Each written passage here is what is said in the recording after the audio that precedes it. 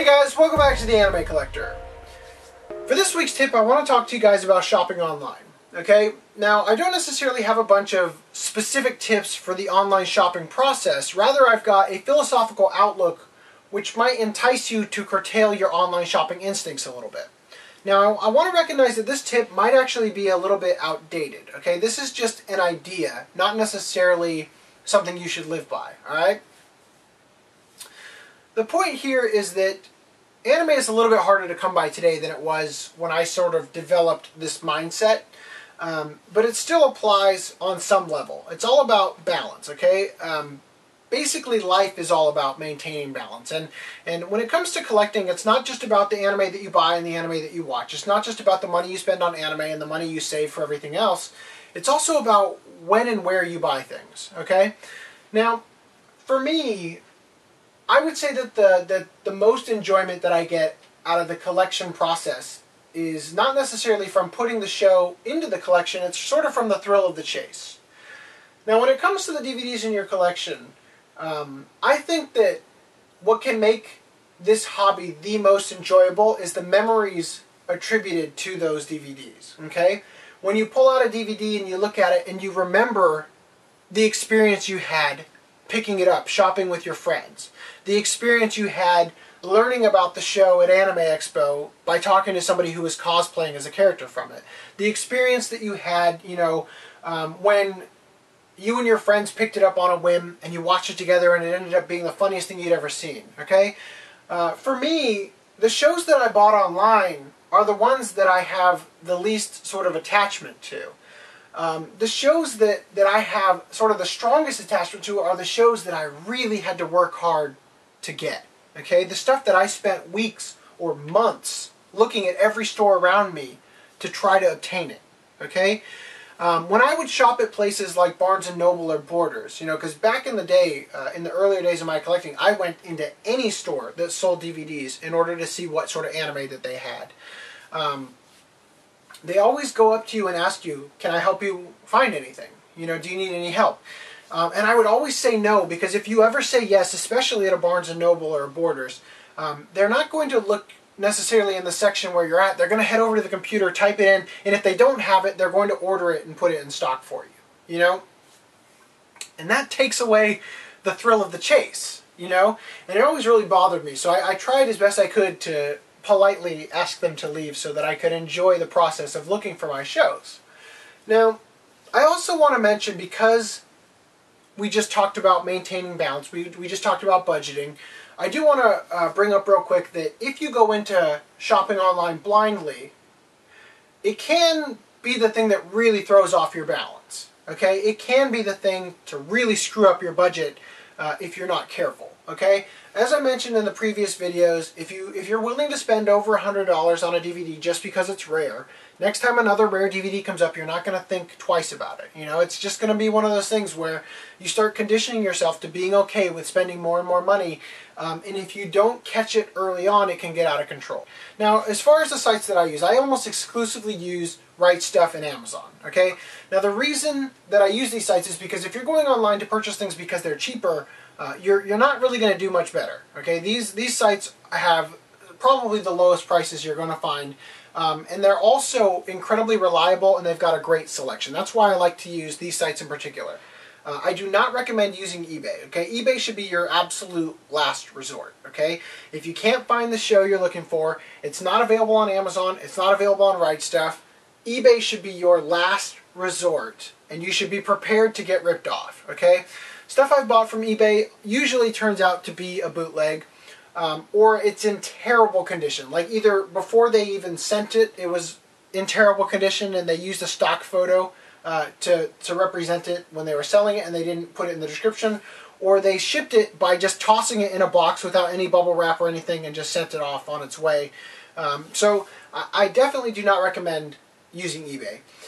Amazon, however, I've had some incredible luck, like just unbelievable luck. One of my friends who collects, he shops on Amazon a lot more than I do, and he has had terrible luck, and it almost seems like I've taken all of his good luck because of all the great things that have happened to me while shopping there. Now, I'll explain in a second what I mean, but I recommend always, even when you're buying something new, always check the description, okay? Especially when the price seems too good to be true, because that usually means that it is too good to be true, all right? When you see something that you want to get and it's priced at the lowest price available, even if it's still pretty high, always, always, always, no matter what, read the description, okay? You want to make sure that it's not damaged. You want to make sure that they're not selling it disc only, which means that it doesn't come with the case. It's always a plus if it says contains inserts, because you know that the person who had it has probably taken somewhat decent care of it.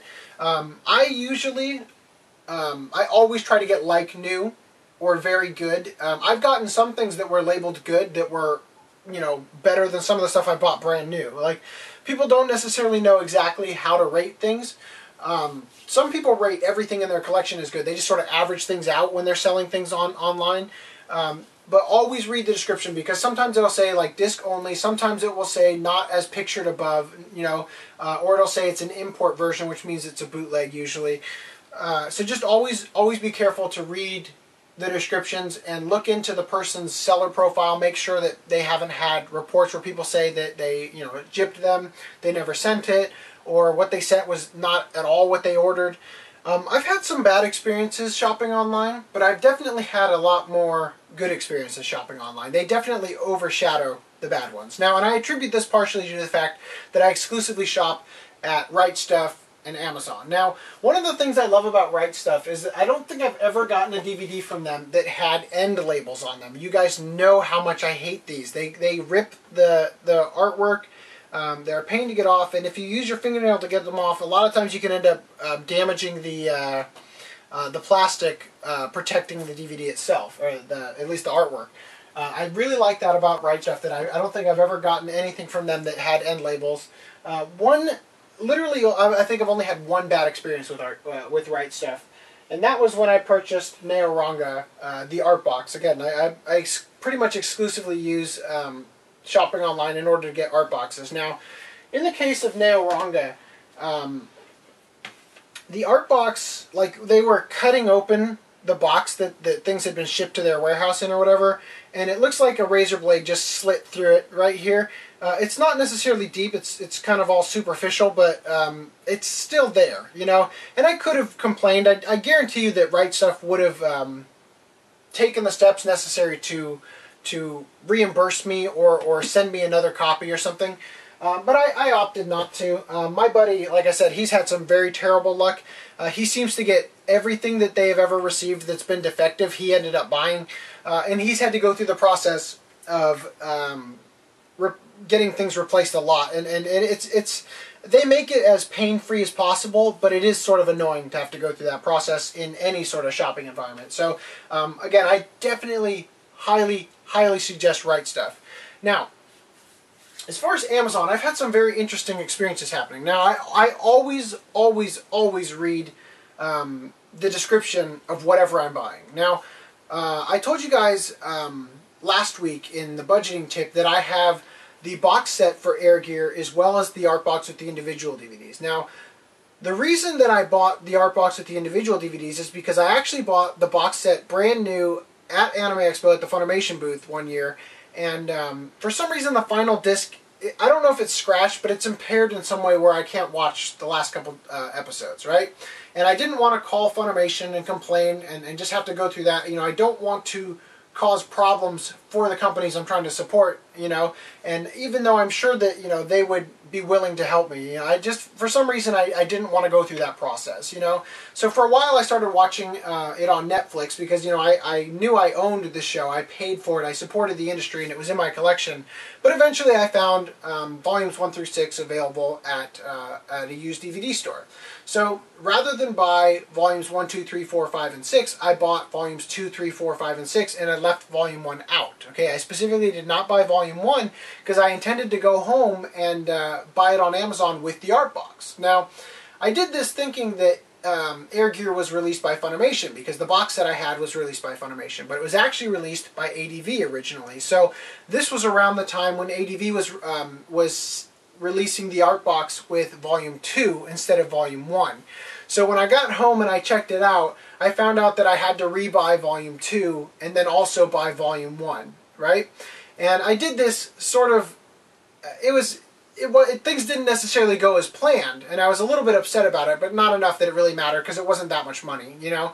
I just wish I could have saved the money, right? But the art box came in the mail in great condition, no question about that.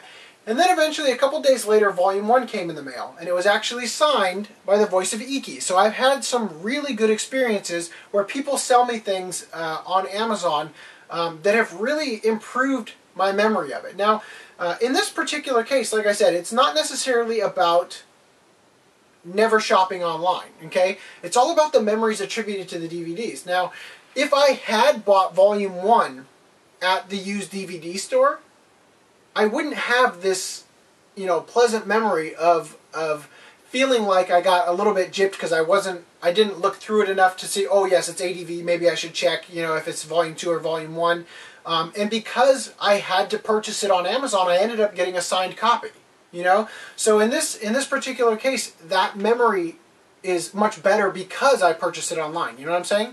Now, and something else that happens a lot, like more than it should ever happen to any person, it happens to me, is where I will buy an art box for a show where I already have all the individual DVDs, and then the art box comes, and I'm expecting it to come with just Volume 1, and the person who sold it to me with the whole collection in it. This has happened to me 4 or 5 times. Now maybe closer to 3 or 4 times, but it happens a lot, like an awful lot, and it's just really obscure. Now, some bad experiences I've had shopping on Amazon, to give you just at least one of them, was when I bought Digimon when it came out. Because, like most people, I think that this show is awesome. And I went to buy it on Amazon, and I bought the box set. The one that has, it's an art box that all of the 4 seasons slide into. So that's what I purchased, but that's not what they sent me. They sent me all 4 of the individual box sets without the art box, which is the entire point of me going online to get it, was I didn't think I would be able to get it with the art box elsewhere. And I spent probably $170 for it too, and it irked me, but again, in this case I probably should have just sent it back. But I didn't want to go to all the hassle of doing that while I was setting up the channel, because I actually bought this right before I started recording these videos.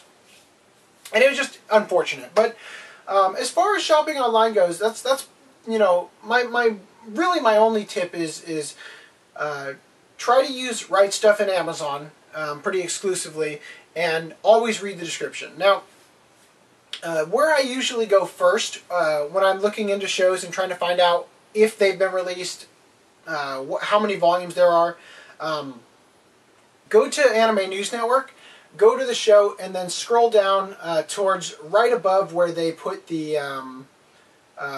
cast of the Japanese version and the Japanese studios and stuff. Usually they'll have the Region 1 and all the other sort of DVD information that they have right there, so you can find out not only if it has been released, and they don't have everything. Keep in mind, this is put in by the users or whoever, so it's not necessarily true that they'll have every show or every DVD that's ever been released, but they've got the vast majority. And then when you click on the page to see that particular DVD, they have links to places where you can buy them with different prices and whatnot. So typically I find that Amazon has the lowest price, and Right Stuff is usually, if it's in stock there, it's right at that threshold. So if you were going to go to Right Stuff anyway, and you find that by spending more, I think it's $50 now. I think it actually used to be $100, but I believe it's $50 in the US. If you spend more than $50, you get free shipping. So if you were going to go there anyway, and they happen to have something in stock that you're looking for, might actually be better to buy it there than to buy it on Amazon. Anyway, guys, that's the tip for this week, shopping online. So let's go ahead and put the shopping cart up on the shelf. And again, until I get the next review done, we're going to keep sending you guys over to the Super Daniken channel. So take it easy, and I'll see you next time.